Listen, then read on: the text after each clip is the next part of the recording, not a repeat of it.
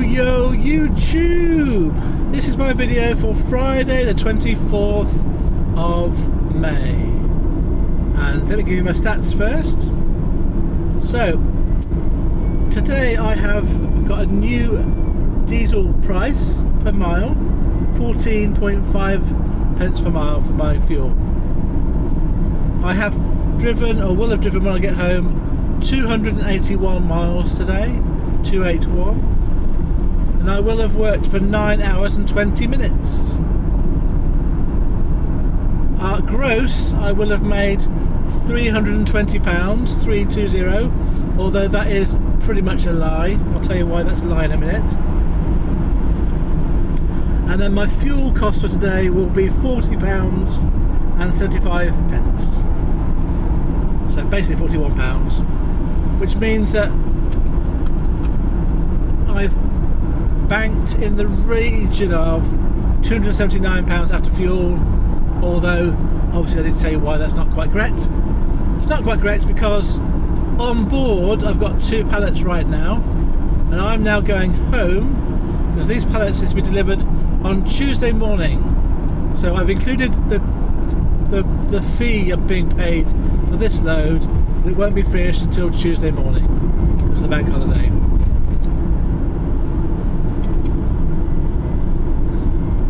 So let me tell you, that's from 2 CX jobs. So let me tell you about how I achieved that, tell you about my day. So if you watched yesterday's video, you'll know that I had a load of stuff on board from London this morning on my van, and I went up to Melton Mowbray this morning and dropped them off. I had to be there between 9 and 10, and I arrived at 9:30. It's an hour away from my house, and then I got those offloaded quite quickly.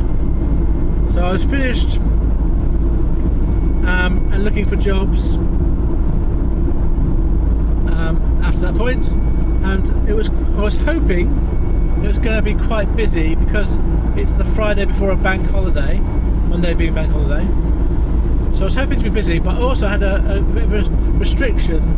I have to be home tonight by 6 o'clock so that we get back in time for me to go out for the show that we're seeing.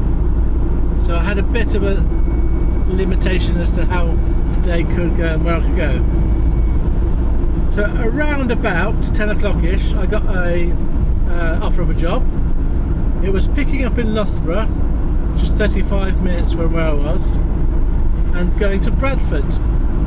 It was a small van job, and because it was reasonably busy, I put on a pretty nice price, and that was £100 for 97 loaded miles. It was 18 dead miles to get to Loughborough, and as I said, it was about 35 minutes away.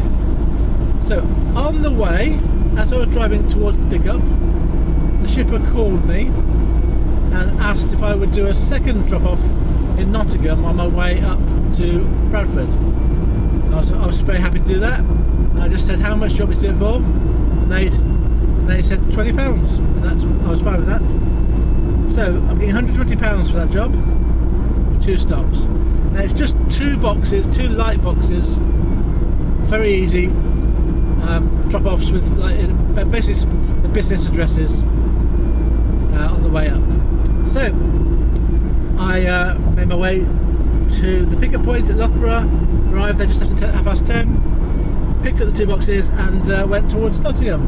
And on the way to Nottingham, quite quickly after I left Loughborough, I got a call from another shipper offering me a job going from Leicester, and I said, where's it going to? And they said Enfield, and I said, oh, I'm not getting anywhere near Enfield, sorry, I can't do that, but thank you for asking. And they did say, where are you going? And I said I was going to Bradford, and they said, oh, we've got a job from Bradford, go back to Melton Mowbray, could you do that for us? And we agreed a price for a long wheelbase van, and I agreed to do it, and it was going to fit in really nicely. I had to be back for 4 o'clock. I had to be delivered by 4 o'clock. That's the stipulation, and I knew that gave me time to get home before, well in time for tonight. So I waited for it to come through on the system, and I just double checked all the timings. So I checked what time I was supposed to be in Bradford. That was going to be about 1:30.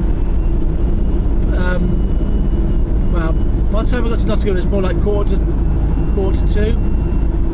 And then I checked how far away the Bradford pickup was, the second job. And it's actually the other side of Bradford. So I was heading to north of Bradford, and this was south of Bradford. So it actually ended up being 25 minutes between the two. So I put that into my calculation, and then I worked out how far it was to get from Bradford postcode to Mount Mowbray, and that was about 2.25 hours. So by the time I put all of that in, with no delays, there was no way I could get to Mount Mowbray before 4:30. Absolutely no way. With the best will in the world, that wasn't going to... 4 o'clock was impossible. So I had to ring back the second shipper and explain that I'd looked at the timings and there was no way that I could achieve their 4 o'clock limit. So I had to lose out on that job, which was £110 and would have got me really close to home. As it was, the traffic going up to Bradford from Nottingham was really busy.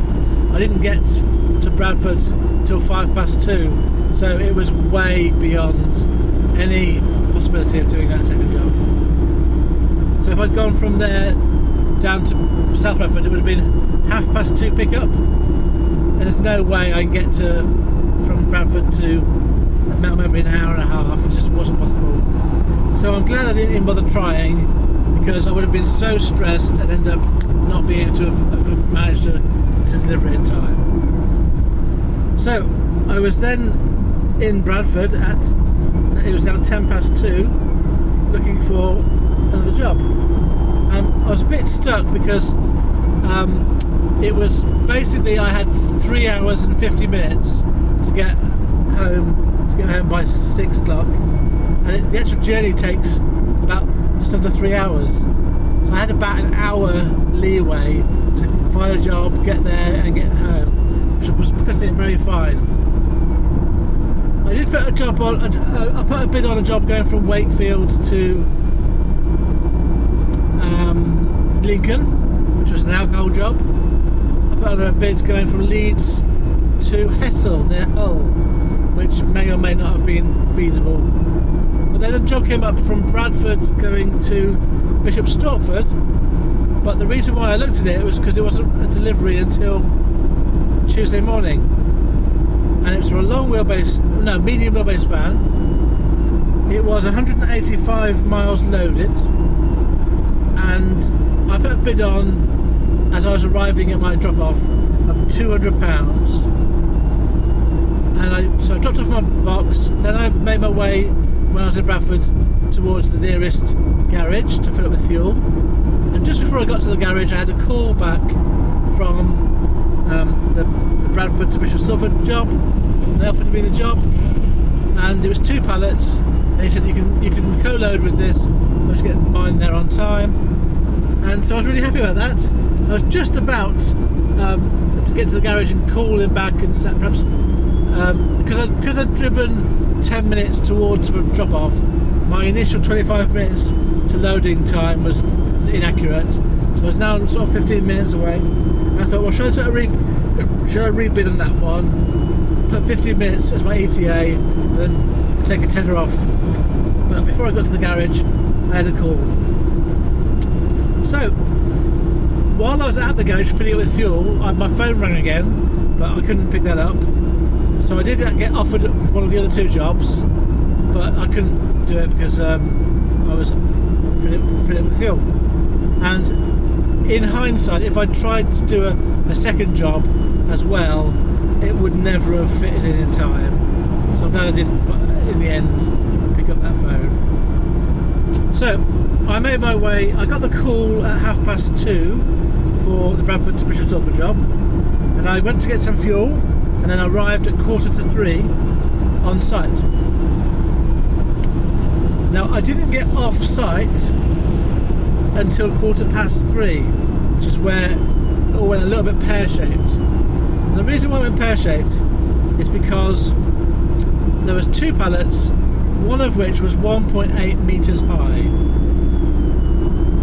And although my van interior is 1.8 meters high, it's a bit more in the middle. The actual doors are 1.67 meters high, both the side and, well, the side door is 1.67, and the front door, the back door, is a bit bigger at the sides, but the actual bit where the doors sort of lock in place, that is 1.67 as well. So if I've got something thin, I can put in 1.7 meters at the back door. But if it's the normal size pallet, 1.67 at the back door as well. So we couldn't put it on. So I asked them if we could tilt the thing in, but it was way too heavy. I asked them if we could repackage it, and they said that they couldn't, because there's an item inside that was 1.7 meters long. So I rang the shipper and said, I'm sorry, but I can't take this load because it's too high for my van. The shipper asked me how big my van was, and I explained that, you know, internally it's 1.8, but the doors are 1.67 high. So really, for a 1.8 size high pallet, you need a Luton or possibly a extra high transit style van. But anyway, I was really disappointed because it was a good money, a good job, and I didn't want to let the shipper down. And the guys that were there were kind of basically blaming the shipper, you know, to me, blaming the shipper. I thought, well, let's try and resolve this. So we had a look at it, we did talk about it a bit, and then one of the guys that was there's 2 guys there, one of the guys suggested we repackage the items that are on top of the big pallet, but the 1.7 we could put at an angle and it might go in, which I thought was a really clever idea. And so they kind of pushed this metal 1.7 meter item diagonally along the pallet, took the other 2 bits off that were on it, so it became a sort of 1.69, 1.67 size pallet. And then they pushed it down a bit, and then the shorter version of the story is we got it on board in the end. It was very tight, but in the end we didn't have to bend anything or break anything. It was just very good forklifting skills and repackaging of the big pallet. So yeah, it was, in the end, no dramas. I didn't panic. The guys at the other end weren't panicking. We just sort of tried to resolve it and did. You know, to be fair, I kept the shipper informed at all points. I said that we won't get it on, then I told him we'll try. I told him we had got it on. The guys that were there, I think, were, one guy, sort of the main guy, was a little bit, well, I'll leave it in your hands, it's your fault. And the other guy was sort of trying to think of solutions, as was I. And in the end we got it on, so really pleased about that. The actual items are on pallets, and I did ask if you could sort of, the shipper asked if we could take it off the pallet, and I just thought it's all wrapped up and there's no way you can do that. And also at the other end, how are we going to take it off? It's all quite heavy, and I did think about whether you could cellophane the long item down the side of a pallet, but he didn't want to do that. So I was trying to think if you could sort of have it it was all cellophaned up, so you put the long item sort of at the side of the pallet and then down, so it's almost touching the floor, so you got the sort of height of the pallet, you know, as relief for the whole load. But he didn't want to do that, so that wasn't an answer. But in the end it worked. We tilted it at an angle and it went on, and all good. And my initial thought was, if we're not careful here, we'll get it on and then we won't get it off again, because it'll be we'll just sort of forced it on. But I think that because it's at an angle, diagonal angle, the 1.7 meter item actually ends up being less than 1.67 in the end. So all good in the end. So that's on, but it did obviously take a lot of time up to do that. Let's see if they'll let me in.